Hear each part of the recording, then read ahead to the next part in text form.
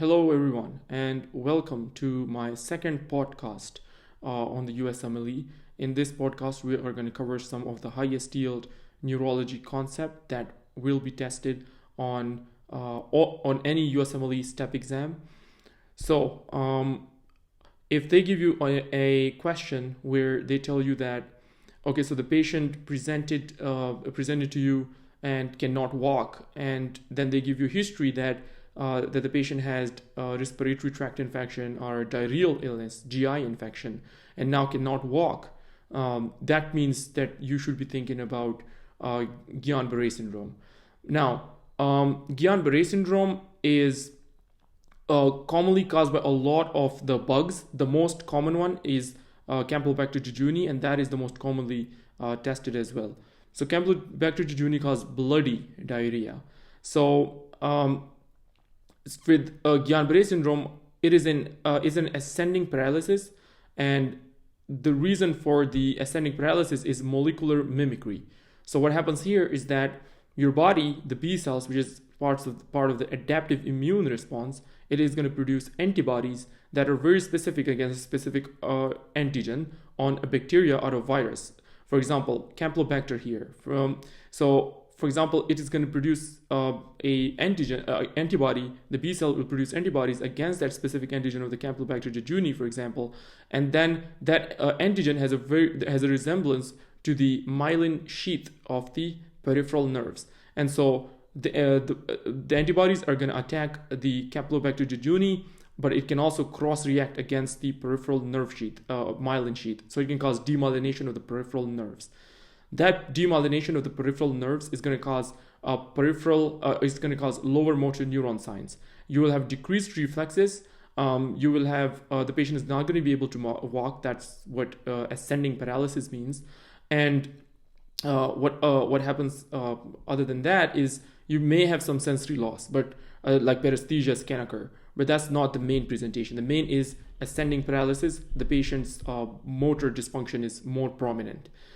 So then if they ask you, okay, so what are you going to monitor in Guillain-Barré syndrome? So the answer should be respiratory functions, but which respiratory function? And that is the vital capacity. So remember, vital capacity should be monitored in these patients, Guillain-Barré syndrome patients. Another thing that happens in Guillain-Barré syndrome is autonomic dysregulation. It is the most prominently, it occurs in the cardiovascular system. So you will have cardiovascular instability. For example, you will have very fluctuating blood pressure readings. Sometimes the blood pressure reading will be 180 over 120. Other time it is going to be like 100 or 70. So it's like fluctuates. So cardiovascular, very important. So to contrast it from transverse myelitis, there we are going to discuss in a bit. The autonomic dysregulation that typically occurs with the bowel and bladder dysfunction. Now, Guillain-Barré syndrome, another thing that they can ask is which cranial nerve is commonly damaged in Guillain-Barré syndrome, and that's the facial nerve, and it actually causes facial diplegia, which is bilateral facial paralysis. Now, peripheral facial paralysis, it's going to be bilateral. So that is your Guillain-Barré syndrome. If they say how to diagnose, what is the next step in the diagnosis?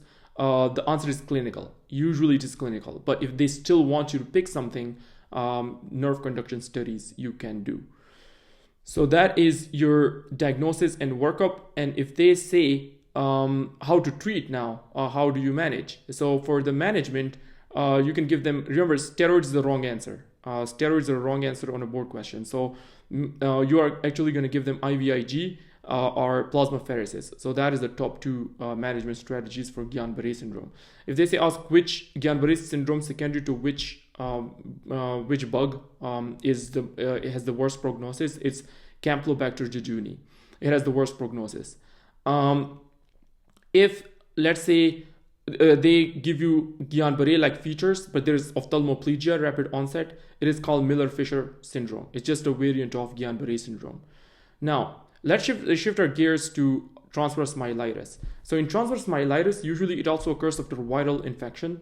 And remember, for GBS, MRI will be normal. You need to know that MRI is a normal finding. Another thing that they can give for GBS that I forgot is the CSF finding. So in CSF, you are going to see albuminocytologic dissociation. Now, what that means is that you are going to have increased proteins, but your white cells are going to be normal. Your other, like glucose, is going to be normal. Red cells are going to be not there. So everything else is normal. It's just that the proteins, which aka albumin, is going to be increased. This is albuminocytologic dissociation. So now transverse myelitis, now we are going to talk about, that also occurs after an infection, after viral infection.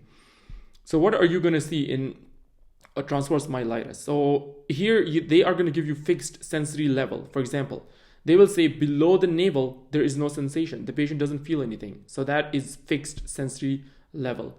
Another thing is that they can give you lower motor neuron signs, absent reflexes or decreased reflexes. Remember on a board question, if they say deep tendon reflexes are +2, that's normal. If they say +1, it is decreased. If they say 0, it's areflexia. Here, it's going to be decreased. So, and then, but there is a shift to upper motor neuron lesion. So first lower motor, and then it shifts to upper motor, which is hyperreflexia and spastic paralysis. And like discussed before, there will be autonomic dysfunction, but the autonomic dysfunction occurs mainly in the bowel and bladder. Bowel and bladder dysfunction is more prominent. Now, you can do here MRI. So MRI should be done here, and you will see classically T2 hyperintensity. If they say T2 hyperintensity, they're talking about transverse myelitis. And here, treatment is steroids. You are going to give steroids here.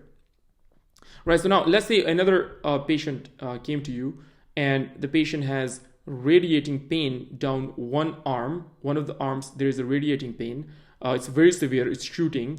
And the patient comes to you just with that complaint. That is most probably. And let's say on examination, you found this. Let's say thumb sensations are not there. Thumb sensation is not there.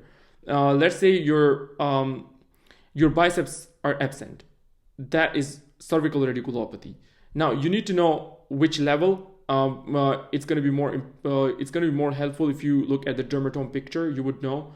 For example, the thumb is represented by C6, and the bicep reflex is C5, C6 pick up sticks. That's the mnemonic, C5, C6. So it's probably C6 radiculopathy that I explained. Radiating pain, shooting pain, and they can give you middle finger. If they give you middle finger, it's C7 radiculopathy. If they give you a little finger, then that is C8 radiculopathy. If the sensation are lost there, that's dermatomes. So cervical radiculopathy, if they say what is the next step, how do you manage? So remember, management here is don't do any MRI, don't do any imaging. Here, just give them NSAIDs and do physical therapy, and the patient will be fine. That is your cervical radiculopathy.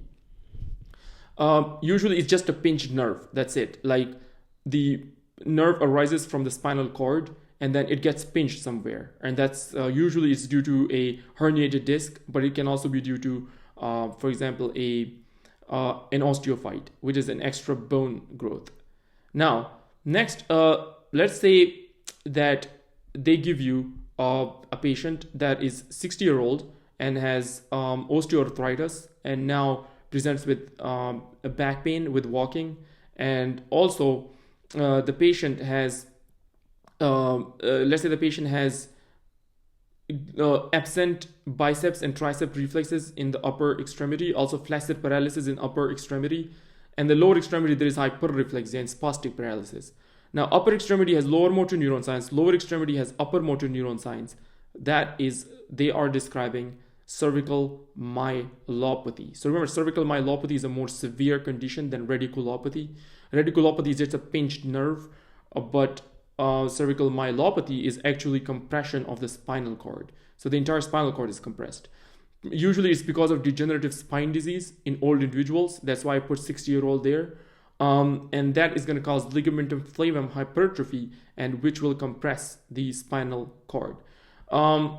Now, these patients will have both upper and lower motor neuron features in the same patient. Like for example, here, lower motor neuron, lower extremity has upper motor neuron signs, upper extremity has lower motor neuron signs. In transverse myelitis, it's not like they are both present usually at the same time. They're not present usually at the same time.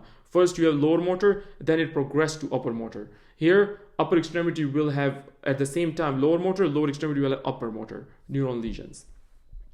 Now, you might be thinking that there is another condition that causes upper motor and lower motor neuron lesion in the same patient.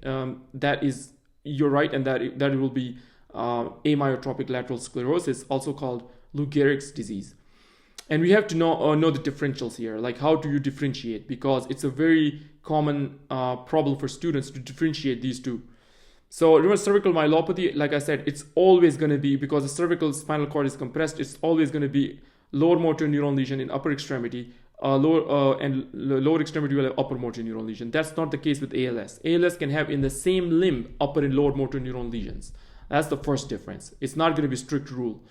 So second difference, in ALS you get something called bulbar and pseudobulbar palsies. So now bulbar and pseudobulbar palsies just means the cranial nerve palsies. So for example, the patient may have pharyngeal muscles that are involved because of, let's say, glossopharyngeal nerve or vagus nerve. Those nerves are involved. So what you are going to get here is dysphagia. Dysphagia is common. Dysarthria is common.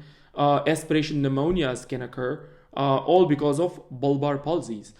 So you will have pseudobulbar, bulbar palsies in ALS. But remember, in cervical myelopathy, above the cervical region of the spinal cord, everything is normal. Everything is normal above that. So you will not have bulbar and pseudobulbar palsies. Third difference is sensation. In sensations, remember, in ALS are intact. ALS sensations are intact. In cervical myelopathy, sensations are not intact. So you can have, for example, in cervical myelopathy, you can have paresthesias, loss of sensation, pain, temperature. These sensations can be lost there. Right, so these are the three differences. Next, for cervical myelopathy, if they say what is the next step, how do you diagnose? MRI. MRI should be done. If they say management, usually it requires surgery. So surgery usually is the management for cervical myelopathy. Now let's talk about ALS. ALS, pretty much we covered all the things, upper and lower motor neuron lesion anywhere in the body. It can cause, sensations are intact. And for cervical, for the ALS, you need to know, they will usually ask you, or for diagnosis for ALS, do nerve conduction studies or EMG. If they ask you, how do you treat, what actually decreases the progression of the disease. So there are certain things that really prolong survival. For example, there is a drug called riluzole. It can increase the survival by a few months. Also, because like I said, these patients can have dysphagia, cannot swallow. So in that case, you are going to put a PEG tube, percutaneous gastrostomy tube is placed, that also prolongs survival. Third thing that is very, very high yield is something called NIPPV, non-invasive intermittent positive pressure ventilation. So that is also shown to improve, increase survival, also improve quality of life. So those are the three main managements in amyotrophic lateral sclerosis. In terms of spinal cord, two pathways are involved. One is the anterior horn cells that are damaged. Also the corticospinal tract are damaged. If you damage the anterior horn cells, you get lower motor neuron lesion. If you damage the corticospinal tract, you get upper motor neuron lesions. That's why these patients have both upper and lower. Pseudobulbar palsy is just upper motor neuron lesion, but in the spinal cord, in the cranial nerves. And bulbar palsy is the lower motor neuron lesion, but in the lower motor neuron lesion, but in the cranial nerve region, in the spinal, in the brainstem. We use upper motor neuron and lower motor neuron lesion when it comes to spinal cord. In the brainstem, we use bulbar and pseudobulbar palsy terms. Right. Next, let's say they give you that the patient has a trauma, and now the patient is unconscious, and the patient regains consciousness and is on the way off to the hospital, and the patient again become unconscious. That's the lucid interval. That is your epidural hematoma. On a CT scan, they will give you a lens-shaped hyperintensity, and it's not going to cross suture lines. Also, if they ask you which artery, it's middle meningeal artery. And also, when do you treat and how do you treat? Well, the treatment is burr hole. You evacuate the hematoma, but when do you treat? So you treat it When there is midline shift, when there is severe intracranial pressure signs, for example, vomiting and headache, for example, those are usually the indications for severe symptoms and midline shift. Next, let's say there is an alcoholic patient, falls, and now there is hematoma in the brain. Usually that's subdural. So remember, there are 3 patient population you want to know for subdural. First, anything that causes brain atrophy will cause subdural hematoma. For example, if someone is old, they have brain atrophy. Brain atrophy, the brain shrinks inwards. That stretches the bridging veins, and the bridging veins rupture, and then you have the subdural hematoma. Subdural hematoma can occur with alcohol, which causes brain atrophy and stretches the bridging veins. Old age, also child abuse. In infants, it can occur. So if they give you the shaken baby syndrome, and if they say which type of hematoma you will see on a CT scan, it's going to be subdural. Subdural, remember, crosses the suture line, and the appearance will be crescent-shaped appearance. If they say, what do you do? Again, you treat it when there are severe symptoms, or you have the midline shift. If they ask, right, so remember, there can be acute subdural hematoma and chronic. Chronic can present with dementia in old people. So if you have dementia in old people, recent onset, it could be subdural hematoma, that is chronic. Right, next CT that is important is, let's say the patient comes to you with sudden onset, severe headache, and neck rigidity, and it is the worst headache of my life. They will not say that in the question, worst headache of my life, never. That's, it's too easy. So remember, and the patient has ADPKD, autosomal dominant polycystic kidney disease. This is subarachnoid hemorrhage. On a CT scan, you are going to see spider web appearance. There will be blood which will appear white on a CT scan. And so in subarachnoid hemorrhage, there are certain risk factors you need to be aware of: hypertension, autosomal dominant polycystic kidney disease, fibromuscular dysplasia, Ehlers-Danlos syndrome, maybe Marfan syndrome. If they ask you, is anterior communicating aneurysm more common or posterior communicating? It's anterior communicating that are most common. Next, CT scan usually, most of the time, like greater than 90% of the time, it will diagnose subarachnoid hemorrhage. But let's say CT missed it. So if CT didn't show anything, if they say what is confirmatory, LP, lumbar puncture. What will it show? Xanthochromia. But remember, xanthochromia takes time. Around, I think, 6 hours it will take for the xanthochromia. Now, next thing for subarachnoid hemorrhage to know is, let's say you treated it, and on the first day there is stroke-like symptoms like right-sided weakness, for example. If they say what is the cause, it's a rebleed. What is the next step? Do coiling, endovascular coiling. If they say, let's say on a 3rd day or 4th day or 5th day, the patient has stroke-like symptoms, like let's say right-sided weakness, the patient presented with after subarachnoid hemorrhage, 3 to 5 days after, then that is your vasospasm. That is because of the vasospasm. If they say, how do you prevent it? You give nimodipine, which is a calcium channel blocker. So hope this podcast was helpful. I will continue to make more podcasts depending on the response from the students. If they like it, I'm going to continue it. Also, anyone who likes tutoring, who is interested in tutoring, they can actually email me here on the Usmle tutor714@gmail.com. And see you in the next podcast. Thank you for watching.